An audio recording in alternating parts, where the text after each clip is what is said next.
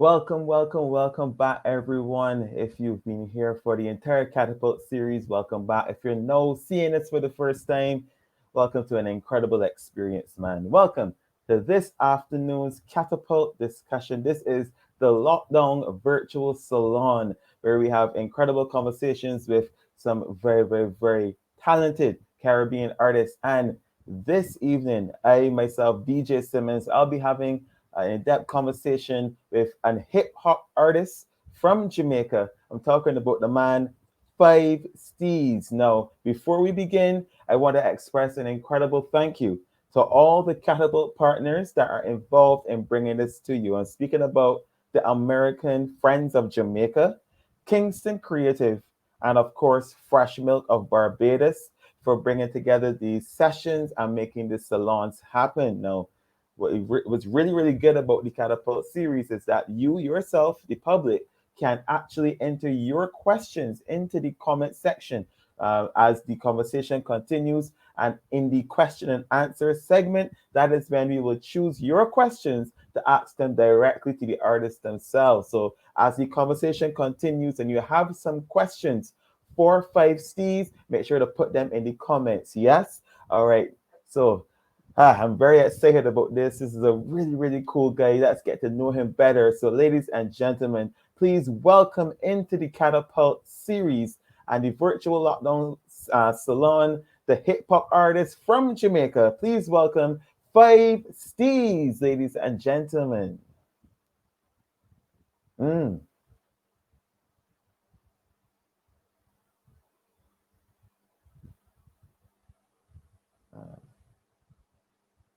For some reason, I'm not hearing you, Five Steez. Is everything? Just want to make sure everything is good.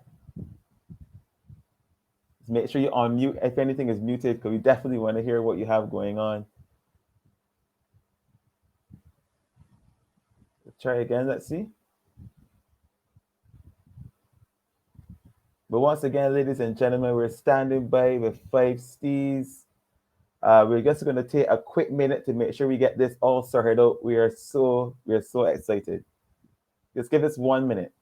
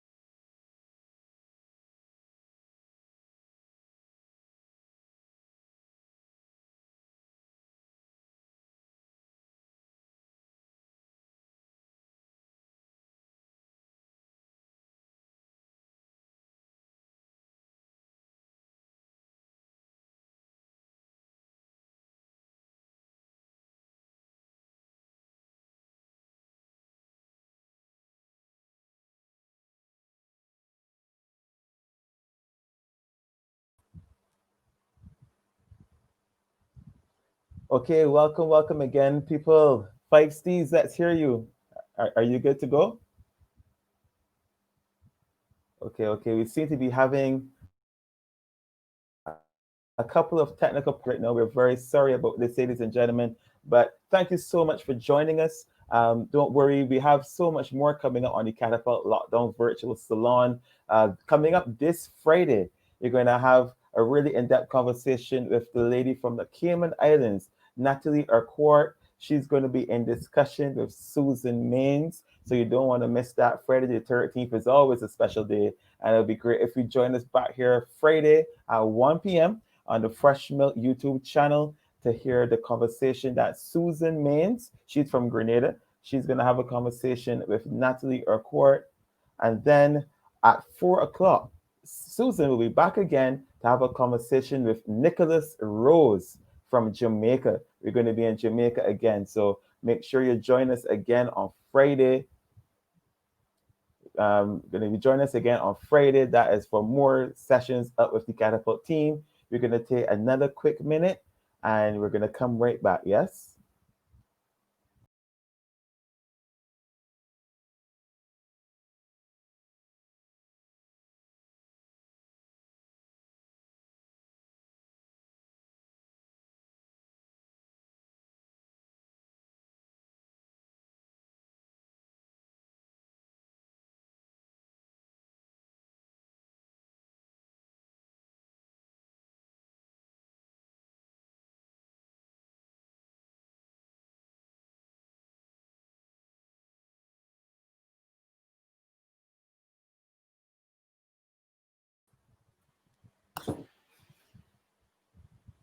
All right.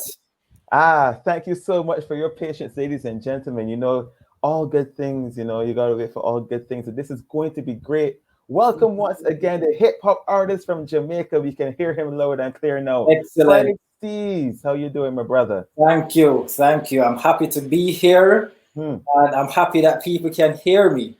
You know what I mean? So thank you for having me. Thank you, Catapult, American Friends of Jamaica, Kingston Creative, Freshman Barbados. I'm excited to be here right now. Nice, nice.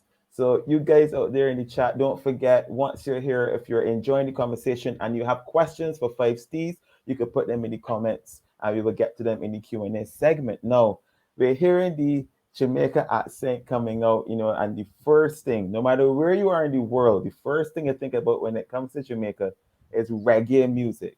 But Yes. here comes Five Steez, hip hop artists, you know, like where if you were to introduce yourself to someone you never met before, in your words, how would you introduce yourself, Five Steez?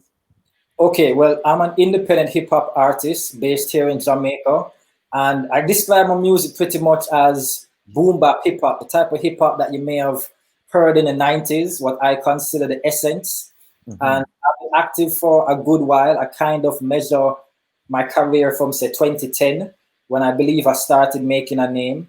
And I've been releasing music, albums, EPs, mixtapes, performing locally as well as internationally at festivals. And I've been playing my part in raising awareness about hip hop in Jamaica, as well as the connection between Jamaican culture, dancehall, sound system culture, and hip hop culture.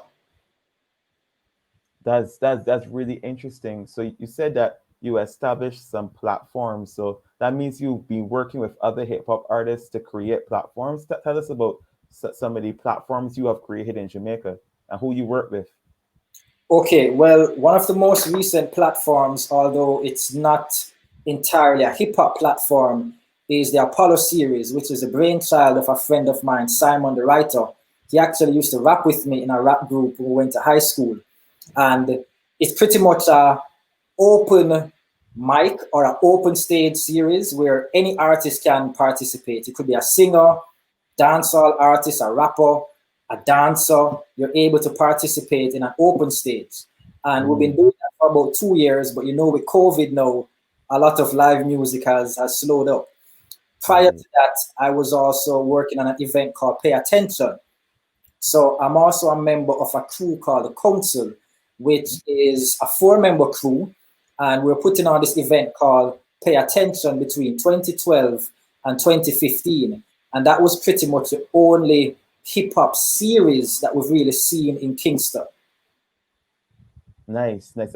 I don't know about the people in the chat, but I'm loving these names. The event, the platform is called Pay Attention. I love that. Yes. Instead of paying money, you're paying attention.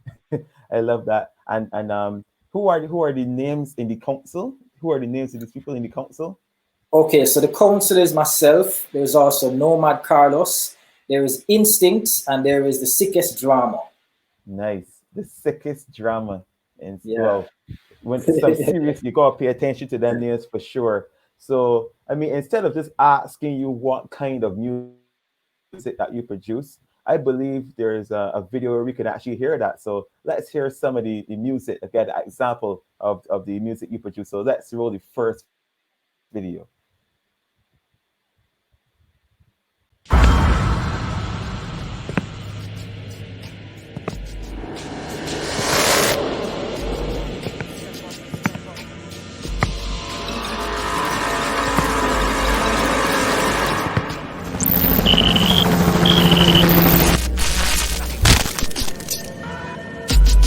up in the building like a takeover. My stakeholders push the Range Rovers.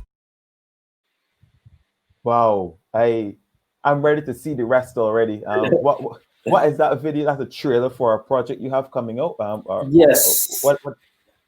That is a trailer for a music video that I put out a few months ago called ABS. And that was featured on an EP that I recently released called Heat Rocks 2.0. So in that music video, I am basically a soldier, like a rebel soldier that's being hunted. And, I get captured, but they just can't break me. So that's kind of what you're seeing there in the trailer. Yeah. I saw clips of that on your Instagram. If people actually want to follow you and learn more about you on Instagram, just drop your Instagram handle really quick so that people can follow you. Okay, my Instagram handle is @Five Steez. You should see my name right there. Yeah, you get it. You see my name. So that's how it's spelled everywhere. FIVESTEEZ. And that's my name on every platform, Five Steez. All right, great. Loving this introduction. So let's get into some meat to the matter now. So everybody sees how internationally, globally, how hip-hop music is integrated into pop culture. Whether you're seeing it involved in sports, you're seeing it in advertising, hip-hop music is a part of pop culture. And international hip-hop artists have benefited from working with brands or companies, products, whatever, whoever. Are there any companies or brands that you have worked with, whether in Jamaica or even internationally? Okay, well, I think in terms of major brands or established entities, probably the most prominent I could say right now at this point in time is there's a national advertising campaign going on in Jamaica by an organization called the Broadcasting Commission of Jamaica. And they're basically responsible for overseeing the content on broadcast media, radio, TV, etc. And they have a campaign that is targeting children. They can't regulate the online space, but they're trying to influence behavior and basically raise awareness about what people are sharing online. So there's a campaign called What If? And I actually did a rap jingle that is now being aired on local television, has been aired since about February or March, and it gets a lot of rotation. So a lot of people end up seeing it and people recognize me from the ad, etc. Wow. That's and it's ongoing now. It's still getting rotation. I haven't seen it much, but people do see it, and I think it used to come on before the primetime news, especially when COVID just came. So a lot of people are glued to their TVs at prime time. I am on, people are seeing it. So I do know people still see it because I've been walking on the road and random people who may not know me as an artist and know my work may see me and they say, "Hey, aren't you the guy that I saw?" So that happens almost daily. It's only because of COVID why I'm not out as much, but before COVID, daily people would recognize me. Yes. Definitely could identify with that because here over in Barbados, our evening news shows at 7 p.m. And if you ever are in the clip or advertisement minutes before the news, everybody recognizes you the next day. Yeah.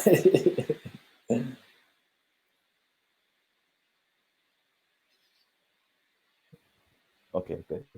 No, you're from Jamaica, but we want to know you're doing hip hop music, but we want to know how do you infuse your Jamaican culture? Because obviously you're going to put a little bit of home into your craft. So how does the influence of Jamaican culture fuse into your work? How does being Jamaican, help you craft your songs? Okay, well, for me, I would say the biggest thing in terms of my music and hip hop in Jamaica that really makes it unique is putting that Jamaican reality and perspective. So when you listen to my music, you will get that Kingston lifestyle or the Kingston reality.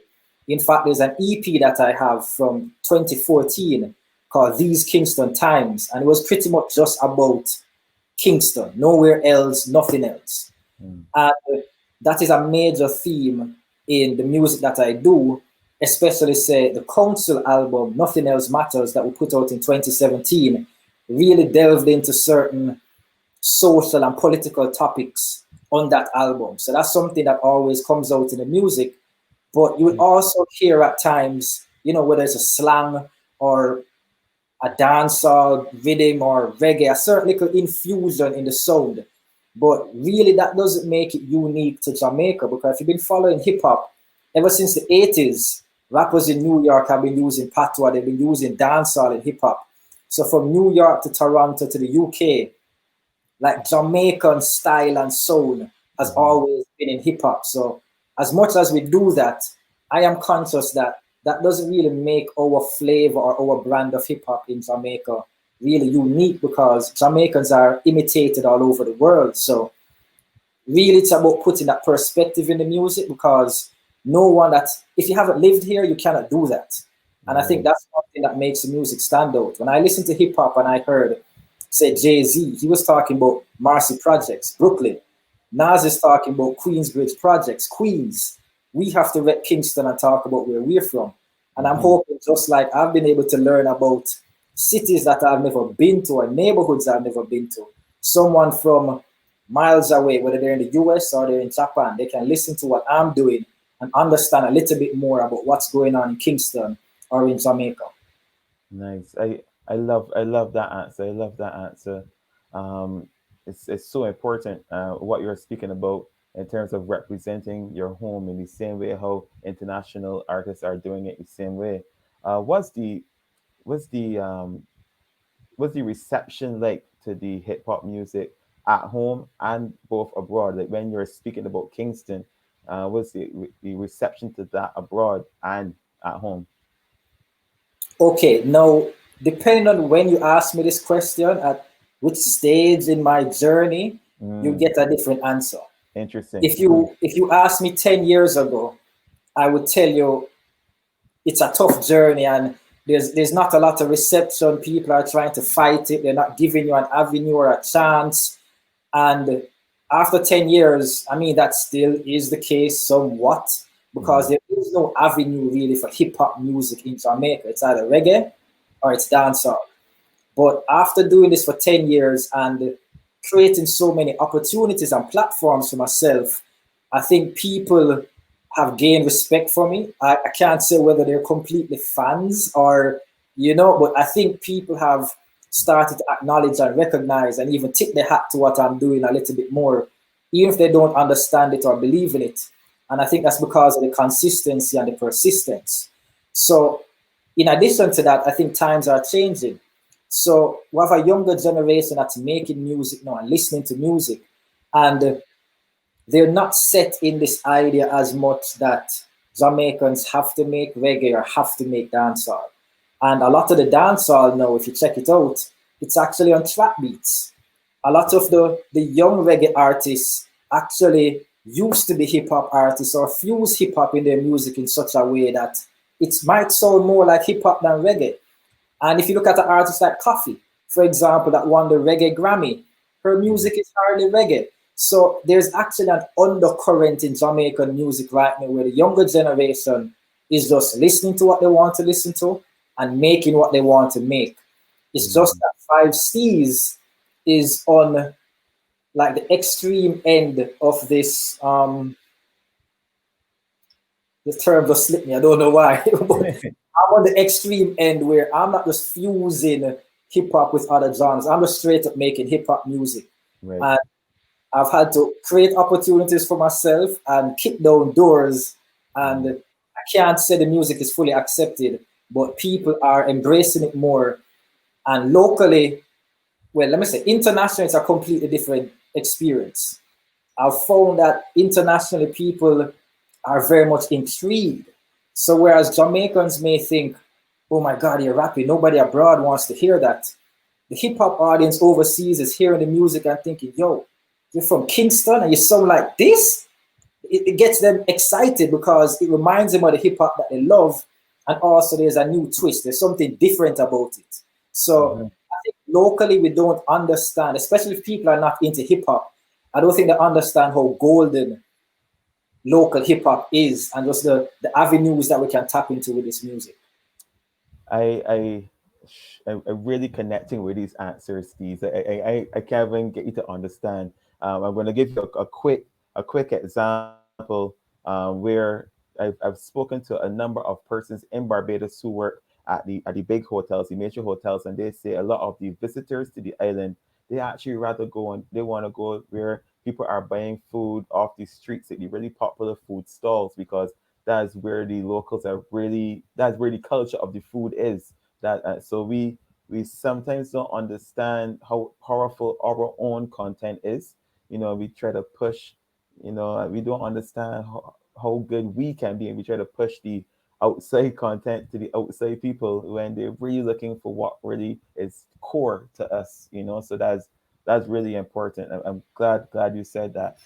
Is that it actually goes into another question that I had for you, because I was wondering, as a Jamaican hip hop artist, how some of the people outside of Jamaica would actually see you. Do you find it challenging to be taken seriously as a hip hop artist, if you're a Jamaican, or do people just say, "Oh, I love in the flow, bring a beat, let this man do his thing"? Yeah, I've had zero negative experiences dealing with people within hip hop culture outside of Jamaica.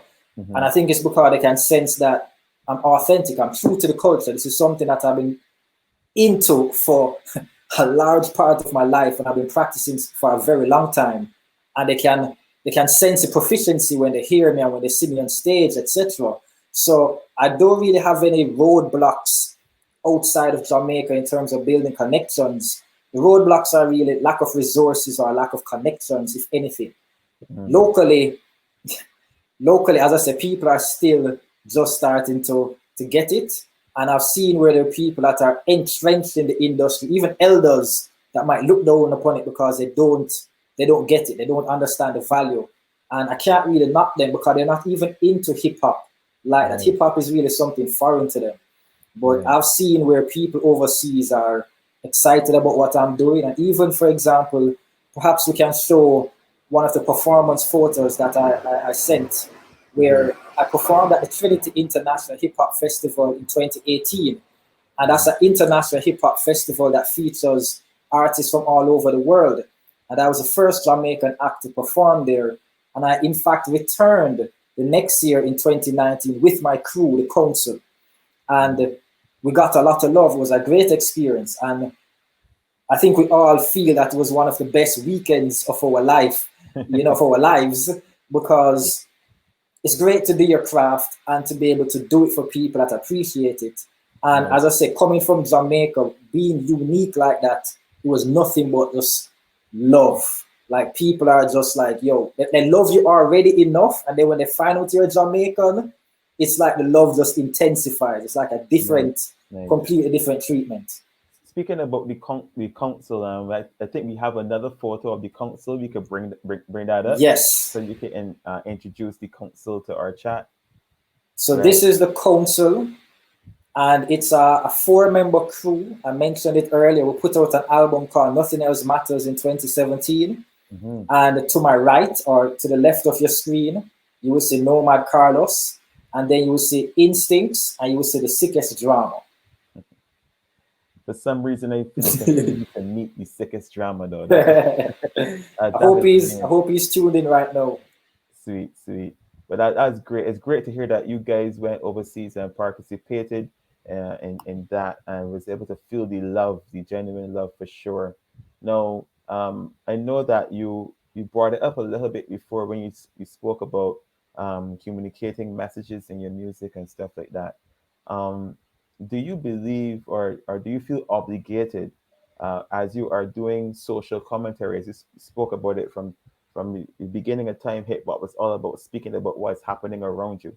Do you feel obligated to have strong social commentary messages in your music that is encouraging change and trying to improve things? Do you think that's very important in your music?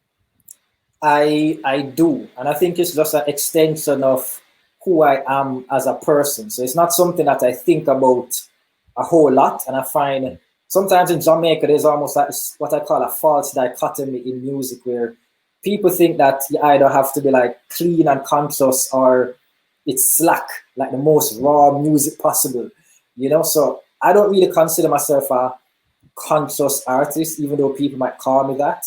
I might just be a conscious person, you know. But at the end of the day, I'm just expressing myself, you know, my own experience, my observations, my thoughts. And I think that's all it is. So if you want to put it in a box and think of it as social commentary or conscious music, that's just because that's what's on my mind. And I do believe certain things need to be said. I think music is a powerful medium. And for me, that is my craft. So I'm always going to write about certain things and put that into the music. Nice, nice. Well, ladies and gentlemen, this is not just a conversation between myself and Five Steez. If you want to get involved, don't forget you could actually jump in to the comments and put any questions that you have. We're going to get to the question and answer section a little bit later down in the salon. So don't forget, drop in your questions. We can get to them. Having a brilliant conversation here with Five Steez. If you're now joining us, myself, DJ Simmons, part of the CATAPULT Lockdown Virtual Salon right here with the hip-hop artist from Jamaica, Five Steez. Now, Steez, I'm going to ask you a question that is a question that goes for, I believe, all kinds of hip-hop artists, lyricists around there internationally. There's always, I know there has to be some hip-hop fans and even artists in the chat as well. And there's always a conversation of lyrics versus flow versus the beat or the rhythm of the music. So when it comes to your music, in your opinion, what do you think is the most important? The lyrics of the song, the flow, or the actual rhythm? What do you think is most important in your opinion? I think all are equally important. That's what I think. Mm-hmm. And I'll just share a little bit about my creative process. So I tell people this, I can't write without a beat. Well, I can, but I don't. And I don't write to one beat and then take that rhyme or that song and put it on another beat. I could, but I don't. And that's because I feel like the music usually speaks to me. So whatever I write to a beat, it's almost like the beat tells me. It's like the beat gives me the idea. Like it would not come about if it weren't for that beat. That particular flow, that pattern, that cadence, it was produced by the beat. So for me, all of these things go together. And if you take the same lyrics that you wrote to beat A, for example, on beat B, you might have to flow it differently. It may not work the same. So for me, all these things work in tandem and none is more important than the other. Now for me though, I don't make beats, I rap. So I'm always more focused on the rhymes, the lyrics itself, as well as the flow. So that is where I'm coming from as an artist and as a creative, but all of this comes together and you can't really negate one part of it. People love lyrics, but you need a beat. And without a beat, it's not really music, it's just poetry. And poetry is great, but there are times when you want that rhythm. So you need that, you know what I mean? So I'm not sure where DJ went at this point, but I hope to see him come back on shortly. Now, for myself, as I said, I'm a lyricist. I've been rapping for more than half my life. Actually, tomorrow is, I'll let you guys know this, tomorrow is my birthday, and I turn 34 tomorrow. I've been rapping for easily 20 years. DJ, how you doing? Welcome back. Yes. Not good, man. Not sure what happened there. It's just life. Sure That's there, welcome to the digital world. Came in just to hear that you're going to Repeat that. Come again. Came in just time to hear that you're going to be 34 tomorrow. Yes. So tomorrow is my birthday, and I'm going to be 34. And I was just saying that to put it in context and say, yo, I've been rapping at least 20 years. Like I've been doing this a long time, and I'm very passionate about lyrics. So for me as a listener, my favorite rappers is because of their lyrics, whether it's Nas, AZ, whoever. And that's a big part of it. But I know the music is going to drag people or bring them in. So I always want production that knocks. I want people to feel it. And I like music that is atmospheric, or it just evokes emotion. So as I said, all of this is a part of it. So the beat will set the stage for the flow or the lyrics, you know what I mean? So they're all important. All of it is an essential part of hip hop and music in general. Do you think that there may be a particular song as it would vary from song to song, or do you believe that they're equally balanced in all of your productions? Well, all right. Well, let me tell you. For example, if you're telling a story, I think that has to be more lyric focused than a song where it's more about creating a vibe. You know, if you're painting a picture, having to give certain details, then you have to be focused on those words. So yeah, there is like an equal balance with everything, but depending on the type of song, I think some songs may be more lyrical, or you cannot understand what is going on without following the lyrics. You know, it's not just a few things to hear and you vibe to and you sing along to. You really have to follow it almost like it's literary. In fact, that's part of why I think I love hip hop and the lyricism in hip hop. It's very much a literary art, and all forms of songwriting are a literary art. But for me, hip hop it combines so many things. Like there's so much wordplay, metaphors, similes, punchlines, rhyme schemes. And I think that was what appealed to me as a youngster and still does. So a lot of times, even to this day, I finish writing a rhyme and I just think, yo, I love doing this. You know what I mean? So that's me. I'm passionate about words and using them to get a message across and to use them in even clever ways, you know? Nice. I love that. As a poet myself, I could definitely relate to what you're saying. Yes. So you said you've been professionally rapping for a decade, rapping for the last 20 years. Yes. I'm sure that you have seen a change, a journey along the path of your career. How would you say the impact of hip hop? How would you say the impact of hip hop has been influenced over those years, or has changed over those years? The whole hip hop movement in Jamaica. Okay, hip hop in Jamaica. Wow. It's a loaded topic. It's a loaded topic. Hip hop in Jamaica right now, I'm still trying to figure out where hip hop in Jamaica is at this very moment. And it's very difficult because we have something called COVID-19 and there are no live music events. So the places where I may see some of the talent or hear about people, I'm not able to be there. Now, historically, as I've said, hip hop in Jamaica has not been really embraced or supported. And there are just two avenues for music in Jamaica, reggae and dancehall. So even though people love hip hop, they listen to it, people don't see a space for it, or they don't see it flourishing or being successful. And I think because of that, especially, people are sometimes reluctant to support it or to get on a bandwagon because they don't see it blowing up like everything else. So because of that, we haven't had any major support. And that's why we created something called Pay Attention in 2012. We've had events that have had hip hop artists. Hip hop artists have been on the radio, been on TV, etc., but nobody has really broken through.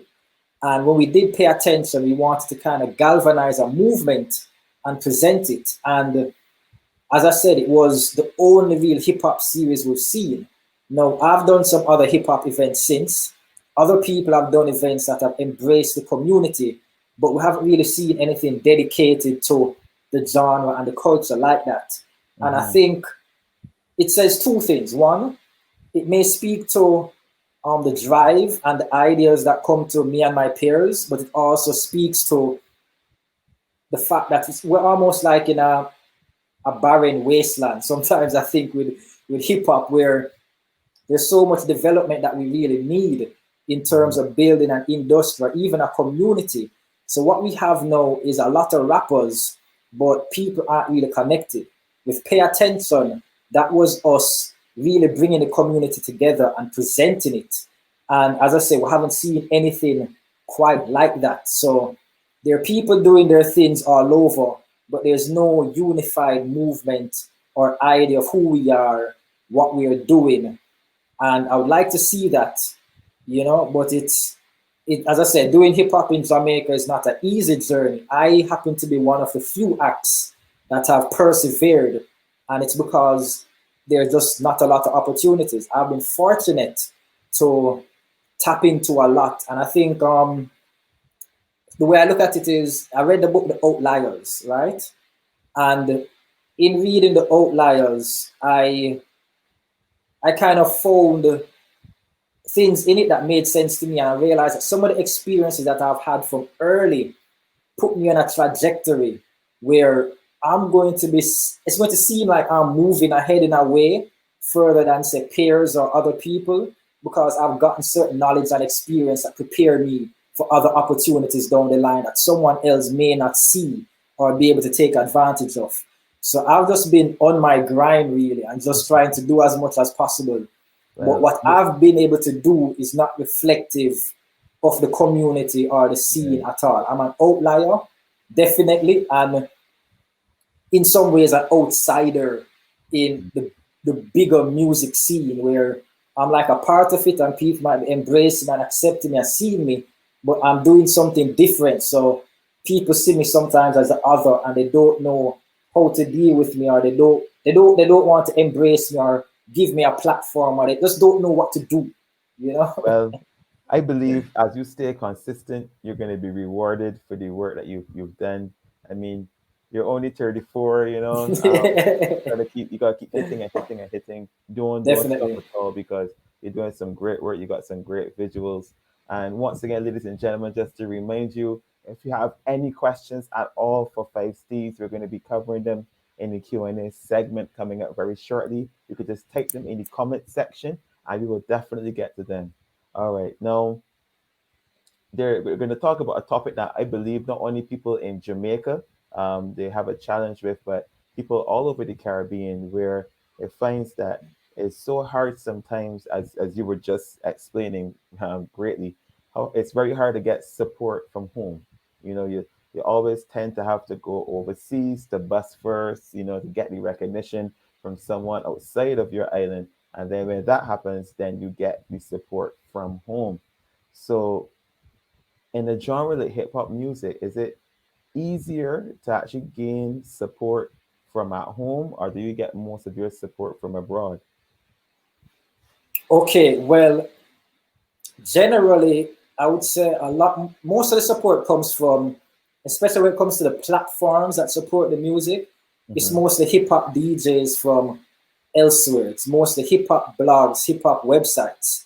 But I think because of my presence locally, and even I noticed this when we're doing Pay Attention, especially, I think just having a physical space and performing regularly helped to kind of energize my local fan base and people that exist in Jamaica that may be observing what's going on. So I would say my local audience has kind of grown.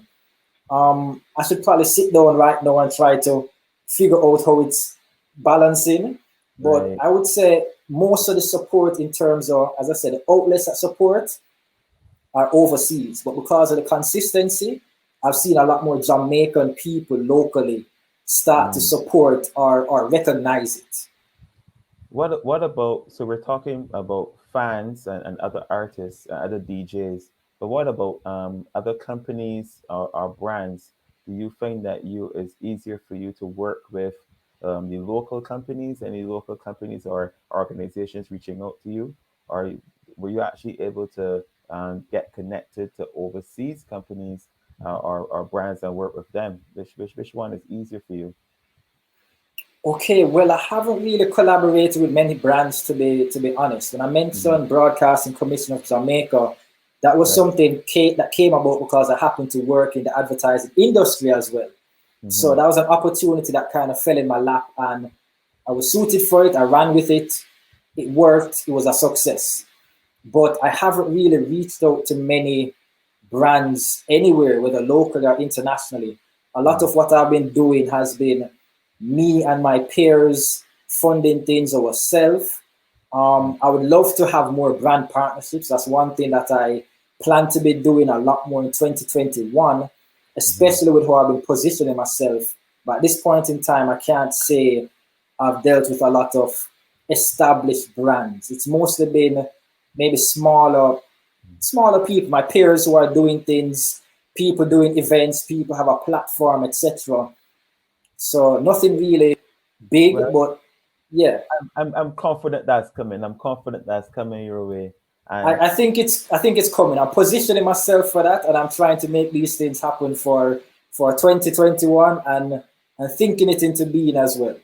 Correct. You have to position yourself so that you're ready to accept the opportunities. That's correct. And, Definitely.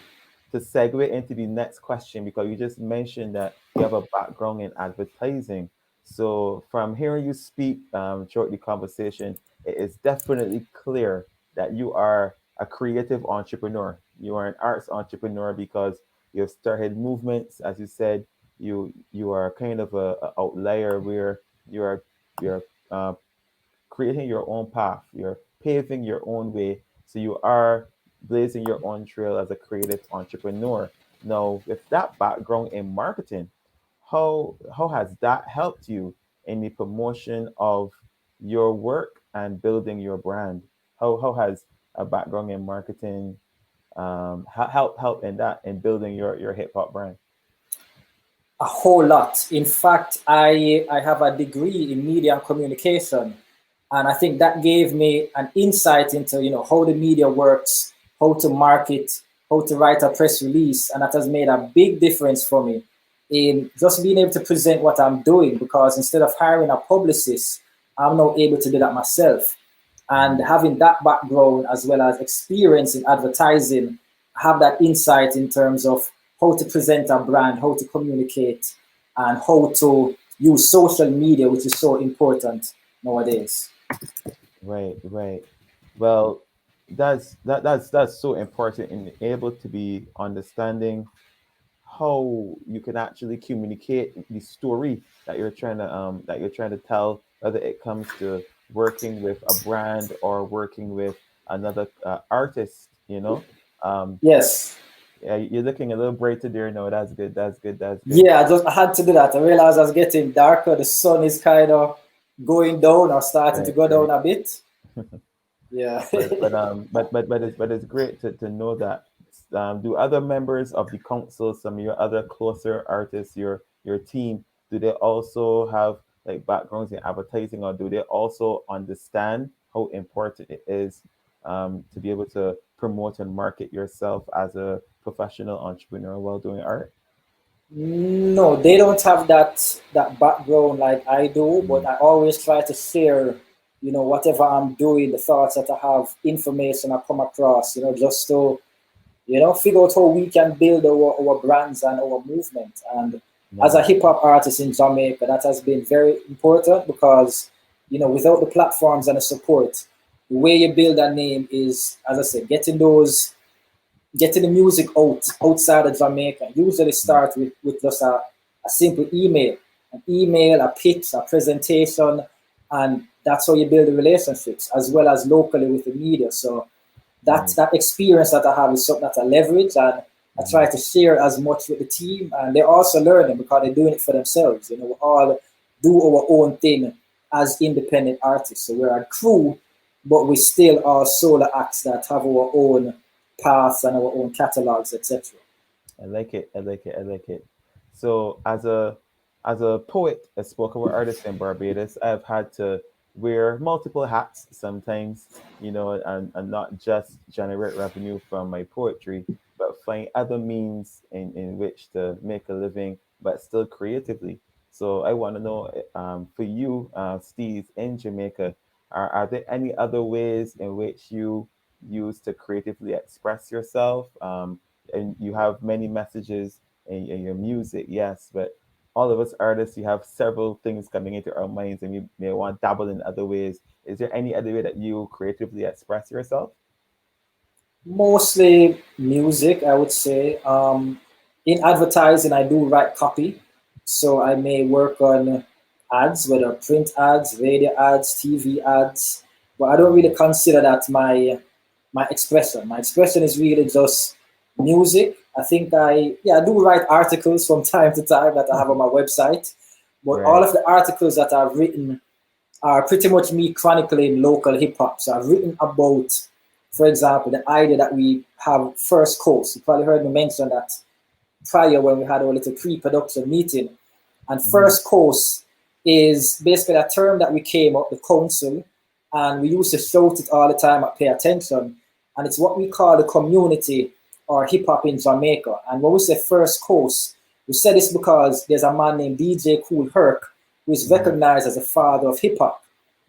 DJ Kool Herc is a Jamaican, and without him leaving Jamaica, there may be no hip hop as we know it today. So in hip hop, you have, you know, New York, which people call the East Coast. You have the West Coast. So we theorize that Jamaica is the first coast. And it's not just Jamaica that has produced Kool Herc and many others. There's the entire Caribbean, even Barbados. Because you have people like Africa Bambaataa, you have people like Grandmaster Flash, also from Barbados. So once the first coast is Jamaica and the entire Caribbean, and that's us trying to put ourselves in the conversation. So this is one of the things that I've written about, and I actually wrote an academic paper about this idea, which I submitted for a University of the West Indies conference that will be held February 2021. It was initially planned for April 2020, but COVID. So it has been postponed to 2021. And the conference is titled The Legacy of DJ Kool Herc. So I wrote this paper, which is, you know, built upon the idea that we've had, submitted it, and all being well, I'll be presenting that paper there, whether physically or digitally, in February. So that's my other expression, writing, and most of my writing lately has been trying to chronicle local hip hop because I feel I'm best positioned to do so, given my experience and involvement. Whereas I don't want the media to try to tell the story, and I want them to tell the story, but I don't want them to tell the story without me telling it the right way and having all the details that they may not care for, you know? Yeah, that's awesome. That's awesome work. That's awesome work. I could have said it better myself. I went peeking through in preparing for this interview. I went peeking through your Instagram and saw that you have some merchandise as well, some t-shirts. I saw this really engaging video. That's correct. Yeah, I'm wearing the merchandise now. Right. So how does the merchandise help to reinforce your work, man? Tell us about the merchandise. Okay, well, to be honest, the merchandise is fairly new, and it's something that I've stepped up recently. Can you stand while speaking about it so we can see? Okay, all right. Yeah. Right, go ahead. All right, so this is the artwork from my first album, War for Peace, which I put out in 2012. And these are actually new shirts. They're available on my Bandcamp, fivesteez.bandcamp.com, or at my store, Big Cartel. So you can go to my Instagram, Twitter, wherever you see a link for that. So you can order shirts. They ship worldwide. And as I said, it's something that I've been just stepping up. So when I did the Love and Art album last year in 2019, we had t-shirts. So I think you'd have seen me wearing Love and Art t-shirts on my Instagram. But now I've produced some more t-shirts for the other projects that I released in the past. So now I have the War for Peace t-shirts. I have t-shirts for these Kingston times. And even the council, we have t-shirts at our own Big Cartel store as well. So that's something that is good. People, it looks good. When people see you wearing your own brand, it looks good. I like to be branded, and it reinforces what you do and the work you have. And it also helps to market the product itself, whether the shirt or the album, and just you as a brand and an artist. I love it, man. Ladies and gentlemen, we are here on behalf of Catapult. I got to thank the Catapult partners once again, talking about the American Friends of Jamaica, Kingston Creative, and Fresh Milk for making this possible. I'm DJ Simmons, and I'm here talking with Five Steez. But it's not just me that's talking to Five Steez.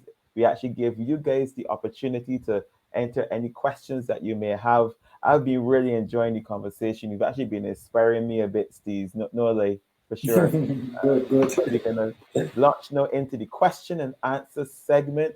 So if you could have the first question come up, let's see what the people are asking of you, Steez.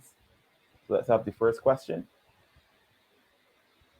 All right. So question from Author Girl 44, and she says, the question of authenticity in culture is huge. Our content doesn't have to conform to expectations to be Caribbean. It is inherent in the work. Have you connected with a regional hip hop scene? Yes, I have. I've been in touch with a number of hip hop artists in other islands. There's an artist in Trinidad called Cambio Grooves that I collaborated with some years ago.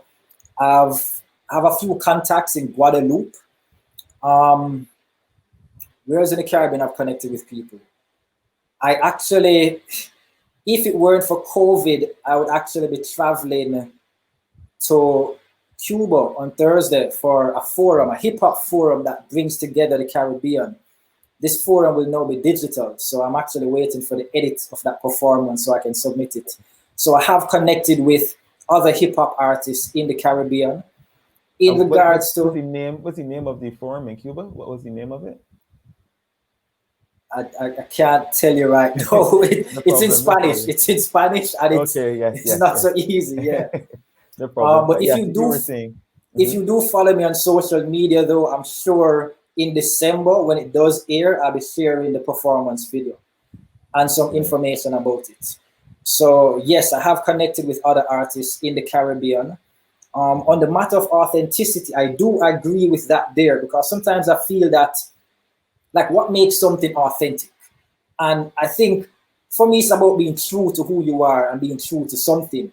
But when people talk about what is authentic Caribbean or authentic reggae, authentic Jamaican, authentic dancehall, a lot of times I feel that us here in the Caribbean, where so much of our music and content and culture is consumed by foreigners, sometimes I feel like we trap ourselves in a box of doing what has already worked or fitting into that perception of who we are, when that is not necessarily who all of us are.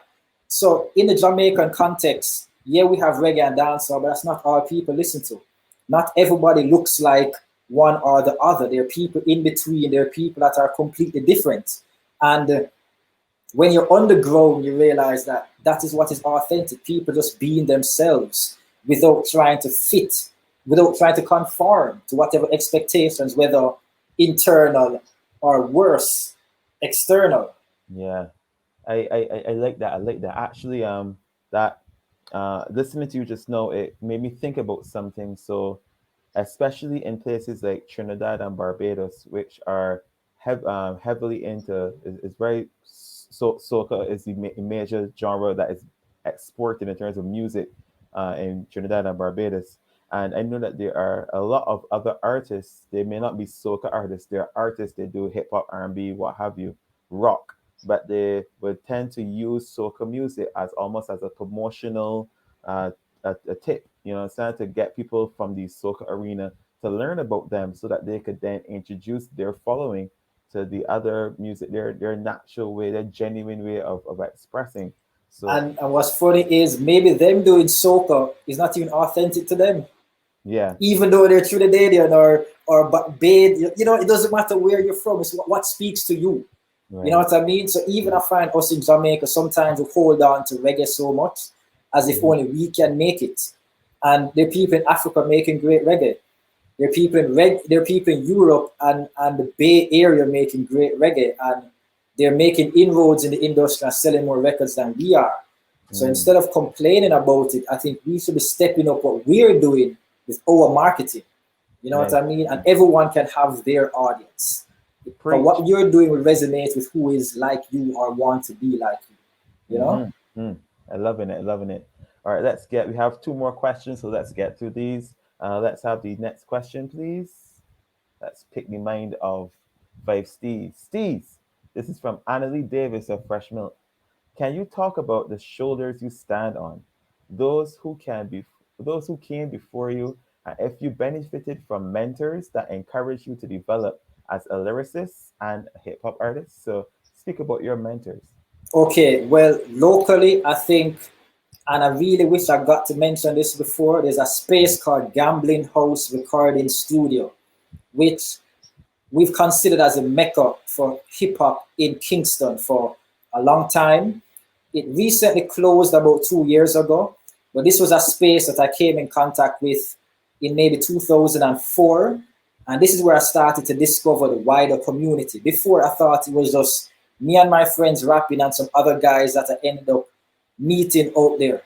But when I came to this place, I realized it was a community, it was a studio. There were a lot of artists, producers, and that's where I first knew the community. I met some of my current collaborators. So even the council, the Sickest Drama and the Instincts, I met them at Gambling House. And someone like Instincts, who is actually older than myself, he was a mentor to me and the rest of us, a lot of us around Gambling House. He was a mentor to us because he's been producing for a very long time and been involved in the hip hop scene. So he's helped to shape our own ideas about hip hop culture and our craft and how we approach it. Nice. So Gambling House was a major influence in terms of making you feel comfortable and being able to learn from older people who are practicing the craft. Now, I think that's pretty much about it for like mentors that I've had. Okay. Outside of that, I mean, I have influences from all over. When it comes to hip hop, you know, Nas, Tupac, Big Pun, Dead Prez, Talib Kweli, Mos Def, like a whole host of acts from what I was listening to when I was growing up to even what I'm listening to right now, because I'm still inspired. So there's a lot that I'm standing on. Locally, unfortunately, there haven't been many acts that have really broken a certain type of ground where I can say, yo, I'm building upon what someone else did, you know. But for me, it's always giving credit to Gambling House, because that was a family, that was a crew, and a lot of us still rep it. And I think that was the biggest thing that we've seen locally, that everyone can identify with and drew some form of inspiration or motivation from at some point. Powerful, powerful. Gambling House, you have to remember that. Yeah. When COVID thing over, you can see if we could pass through and see who we can meet as well. Well, yeah, I mean, unfortunately, as I said, Gambling House no longer exists. The property is now a car lot, you know, but the spirit still lives on. The heart is still there. Yeah. Maybe Five Steez and the council is going to be able to find a way to create something else that is just like Gambling House or even. Yes, we need that. So let's get to the last question really quickly. The last question for the evening for Steez. All right, so Bim Vibes is here, and Bim Vibes asks, can you name 2 artists from the Caribbean and 2 internationally that you would like to work with? Okay, well, you know, I'm even just hip hop. All right, let me think. Because that funny thing about me, I'm open to collaborating with anyone that I feel like we have a chemistry and we can work together. But I haven't really sought out a lot of collaborations or thought, hey, I'd love to collaborate with that person. Let me, you know. But off top, let me say, all right, let me choose one Jamaican artist for now. I would say Junior Gong, Damian Marley, one of my favorite Jamaican artists. I consider not just a reggae artist, but also a dancehall artist. And he can dabble in hip hop. So I'd love to collaborate with Junior Gong. Nice. Since, I mean, we're talking to Fresh Milk Barbados, I'm going to say, you know what? Rihanna, why not? Because I know Rihanna has a lot of love for Jamaica, and I know she was supposed to be doing a reggae album. I'm not sure what is happening there, but I think Rihanna is a global superstar, and there are a lot of things that I like about her music. So I would say Rihanna. Internationally, I would say Nas. Nas, because favorite rapper growing up, he's still alive, still doing his thing. And then maybe to move away from hip hop, I'd probably say like an Alicia Keys. I've always been a fan of Alicia Keys, her musicianship, her singing, her songwriting. And because I've been a fan for so long, I think I'd want to collab with her, you know? She's a big influence at a certain point in my life. So I say, let's make it Alicia Keys. Sweet. Well, you never know. There may be a spoken word artist from Barbados called DJ Simmons that might reach out to you and see if a collaboration could happen same way too. You never know. Yeah, let's make it happen. Yeah, man. So, ladies and gentlemen, we are just about out of time. But Five Steez, is there any last words you want to leave with us, leave with the people in the chat Anything you want to say for the last? I would like to thank everyone for tuning in, for watching, listening. If you asked any questions, I hope I answered for you. If you didn't, you can always reach out to me online. Follow me on my platforms, look up the music, and thanks to everyone. Thanks to Catapult, the American Friends of Jamaica, Kingston Creative, Fresh Milk Barbados, the whole First Coast. First Coast meaning Yard, Jamaica, the whole Caribbean. And if you don't live a Caribbean right now, wherever you're in the world, because we're people who live all over the world. So one love to everybody that's here and not here with us right now. Nice. I can feel the energy, man. I'm loving it. And I'm loving Steez because he did half my job for me, thanking all the partners of Catapult once again. American Friends of Jamaica, Kingston Creative, Fresh Milk. Thank you so much for making this thing happen.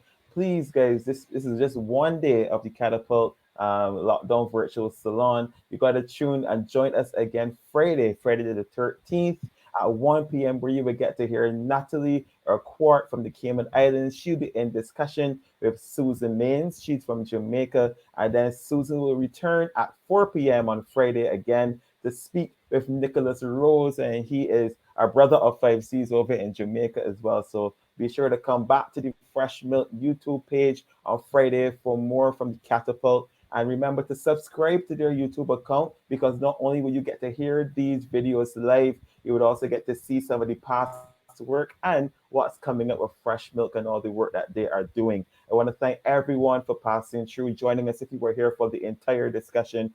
Thank you so much. We apologize for the little technical difficulties we had earlier. Thank you so much for your patience. Thank you for your questions. Thank you, Five Steez, for your brilliant mind. Keep pushing and making sure that you build that plateau of hip hop in Jamaica. Thanks again to everybody else. My name is DJ Simmons. Thank you and goodbye.